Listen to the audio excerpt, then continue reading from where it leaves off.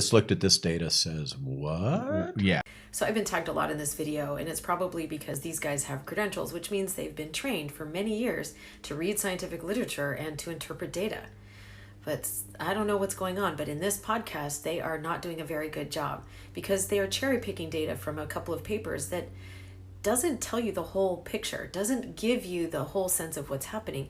And that is a big scientific no-no. You don't get to just choose parts of the data that fit your narrative. You have to look at all of the data that is available to draw your conclusion.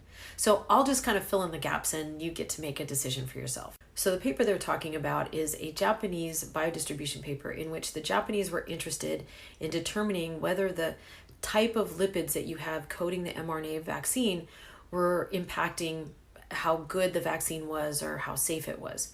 So they made two different formulations of the lipid nanoparticles.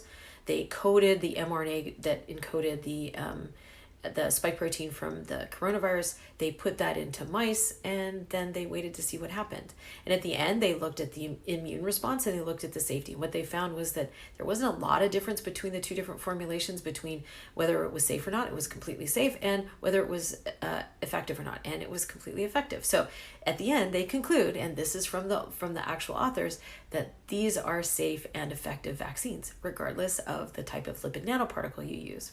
Okay, but what about the fact that at 48 hours, they were finding parts of the mRNA vaccines in ovaries and in the bone marrow?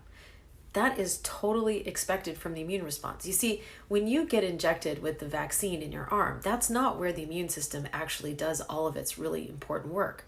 It's all over your body in lymph nodes. And that means that that foreign material in your arm has to be physically carried by immune cells into the rest of the body through the lymphatic system.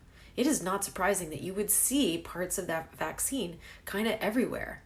Now, what's important to note here is that at 2 weeks, when they were finished, when the immune response was finished, they could not find a single trace of any component of any part of these vaccines in any part of the body, which tells me that the immune system did exactly what it was supposed to do. So why is it that these guys are talking about it like it's some big scare tactic? Because they're trying to scare you. The whole of the data is not scary at all. It just says that these vaccines are safe and effective. And the immune system does its job. Not sure what they're trying to pull here, but